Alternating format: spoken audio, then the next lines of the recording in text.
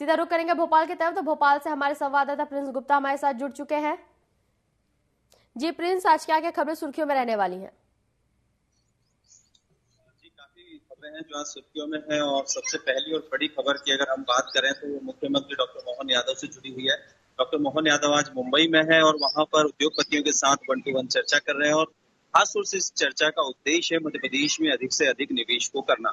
यानी कि ये कहा जा सकता है कि मध्य प्रदेश अब कहीं ना कहीं औद्योगिक नीति को लेकर काफी सजग है। तो मुख्यमंत्री आज लगातार उनसे बातचीत करेंगे और विभिन्न जो उद्योगपति हैं, विभिन्न कंपनियों के उद्योगपति हैं, उनसे चर्चा करके मध्य प्रदेश में निवेश को लेकर बातचीत जारी रहेगी। उसके बाद शाम को वो श्योपुर विजयपुर जाएंगे, वहां उपचुनाव होना है और निश्चित तौर पर जब उपचुनाव होना है तो वहां की तैयारियों में पूरी पार्टी लग गई है और उस उपचुनाव को जीतना बहुत ही आवश्यक पार्टी अपनी तरफ से मान रही है और निश्चित तौर पर वहां से जो रावत जी है उनको मंत्री बनाया गया है और निश्चित जब बड़ी चुनौती है तो उनको चुनाव जिताना भी होगा वहां से।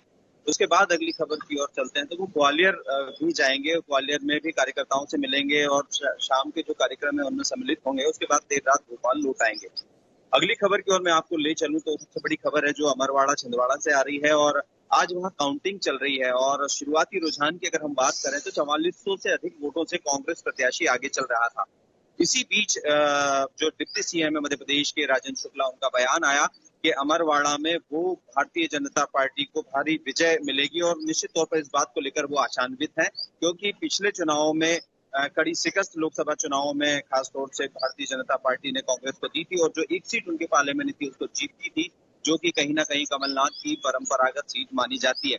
ये बात अलग है कि विधानसभा चुनाव में 7 सीटें कांग्रेस के पाले में गई थी और अमरवाड़ा सीट भी कांग्रेस की थी, लेकिन उसके बाद अमरवाड़ा के कमलेश शाह ने पार्टी बदलकर बीजेपी ज्वाइन की थी। जो पार्टी बदलने के बाद जो उपचुनाव हो रहे हैं उसका परिणाम आज आना है। तो निश्चित तौर पर दोनों ही पार्टियां अपने दावे कर रही हैं और फिलहाल के रुझानों की बात करें तो कांग्रेस आगे चल रही है। अब धीरे धीरे 20 राउंड में वहां मतगणना होनी तो 20 राउंड में किस तरह से किसको बढ़त मिलती है परिणाम आने के बाद भी पता चलेगा।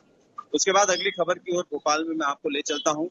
नागरिक सुरक्षा संहिता 23 का एक इम्प्लीमेंट भोपाल में किया गया है। खासतौर से करोल लाल घाटी एरिया में अब ऊंचाई पर ड्रोन उड़ाना प्रतिबंधित कर दिया गया है। कलेक्टर ने कल आदेश जारी किए हैं और न ही हवाई बमबारी की जाएगी, मतलब पटाखे फोड़े जाएंगे और निश्चित तौर पर ये कहीं ना कहीं एक सुरक्षात्मक कदम उठाया गया है क्योंकि एयरपोर्ट भी पास में और तमाम तरह के एक्टिविटी वहाँ वीवीआईपी की होती है। तो एक बड़ा कदम भोपाल में कलेक्टर ने ये उठाया है। उसके अलावा ज्योतिष सम्मेलन भोपाल में चल रहा है जिसमें 250 से अधिक ज्योतिषी यहाँ अपने जो नॉलेज है उसका आदान प्रदान करेंगे और 50 शोधार्थी अपने शोध प्रस्तुत करेंगे ज्योतिष को से रिलेटेड। तो निश्चित तौर पर ज्योतिषीय विज्ञान और ज्योतिषीय विद्या के बारे में काफी कुछ बड़ा सम्मेलन यहाँ होने जा रहा है। आज से शुरुआत हो गई है तो 2 दिनों तक ये चलेगा और जिसमें कई तरह की बातचीत विद्वानों के बीच में होगी। अगली खबर मौसम की ओर ले चलता हूं मैं आपको। मौसम का भी जी प्रिंस जी, तमाम जानकारियों के लिए आपका धन्यवाद।